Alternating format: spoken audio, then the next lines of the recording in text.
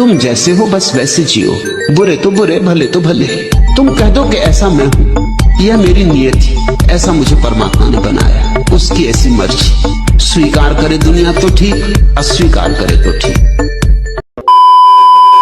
आप सबने शायद ये वायरल वॉइस सुनी ही होगी, पर क्या आप जानते हैं कि इस वॉइस के पीछे के इंसान ओशो को 21 देशों ने बैन किया था, और क्यों अमेरिका की जेल से लौटते ही ओशो की मौत एक मिस्ट्री बन के रह गई। आइए जानते हैं।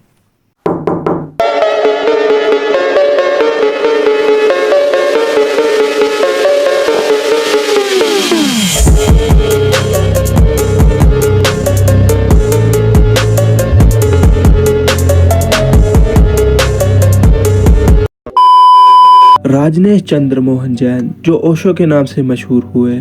ओशो का मतलब होता है हाईली रैंक बुद्धिस्ट मोंक, मतलब बुद्धिस्ट कैटेगरी के हाईली रैंक वाले लोग।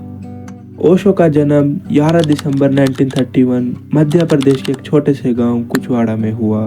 ओशो इंडियन स्पिरिचुअलिटी गुरु मतलब धार्मिक गुरु थे, पर धार्मिक गुरु से पहले वो फिलॉसफी प्रोफेसर थे जो जबलपुर की एक यूनिवर्सिटी में पढ़ाया करते थे। चंद्र मोहन जैन यानी कि ओशो को धार्मिक चीजों पर बात करना बहुत पसंद था, इसलिए वो कभी कभी इस पे स्पीच दिया करते थे। धीरे धीरे ओशो की फैन फॉलोइंग बढ़ती गई और उन्हें भी इस चीज में इंटरेस्ट आता गया। तो ईयर 1966 के आते ही उन्होंने पूरी तरह से स्पिरिचुअलिटी लीडर बनने का ठान लिया, इसलिए उन्होंने जबलपुर की यूनिवर्सिटी से प्रोफेसर पद से रिजाइन कर दिया। ओशो अब पूरी तरह से स्पिरिचुअल लीडर बन चुके थे, तो वो इंडिया के अलग अलग जगह पर जाके स्पीच दिया करते थे। ओशो हर चीज पर खुल के बात करते थे, जैसे कि पॉलिटिक्स, धार्मिक चीजों के बारे में। इसकी वजह से उनके कुछ कमेंट कंट्रोवर्शियल बन जाते थे, और ओशो के इन्हीं कंट्रोवर्शियल कमेंट की वजह से उन्हें इनिशियल डेज में बूस्ट मिली, जिसकी वजह से उनके फैंस और तेजी से बढ़ने लगे।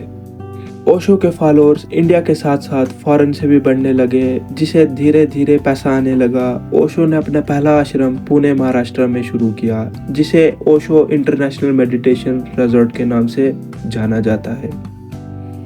उन्होंने अपने आश्रम में बहुत सारे थेरेपीज और मेडिटेशन करना शुरू कर दिया, और सब कुछ अच्छा चल रहा था। फिर ओशो ने सेक्सुअलिटी को स्पिरिचुअलिटी से जोड़ा, जिसकी वजह से उनके आश्रम में कुछ इलीगल एक्टिविटीज होनी शुरू हो गई, जिसका पता इंडियन गवर्नमेंट को चलते ही उन्होंने इस पे इनडायरेक्टली एक्शन लेके ओशो पे बहुत ज़्यादा टैक्स और फाइन्स लगाए, जिसकी वजह से ओशो का इंडिया में रहना बहुत मुश्किल हो गया। इसलिए ओशो ईयर 1981 में इंडिया से मूव करके अमेरिका चले गए, और अमेरिका में मूव करते ही कुछ टाइम बाद ओशो की फॉलोइंग्स और ज़्यादा बढ़ गई।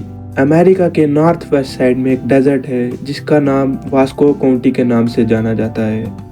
वहाँ पर ओशो के हजारों फैंस ने मिलकर उसके लिए एक पूरी सिटी बना दी। ओशो के फॉलोअर्स ने ये सिटी उसके लिए बिना किसी अमाउंट के बनाई, मतलब कि जो इंजीनियर था उसने अपना काम किया, जो पेंटर था उसने अपना काम किया, जो डॉक्टर था उसने अपना काम किया। ऐसे करते उन्होंने उस सिटी का नाम राजनेशपुरम सिटी रख दिया।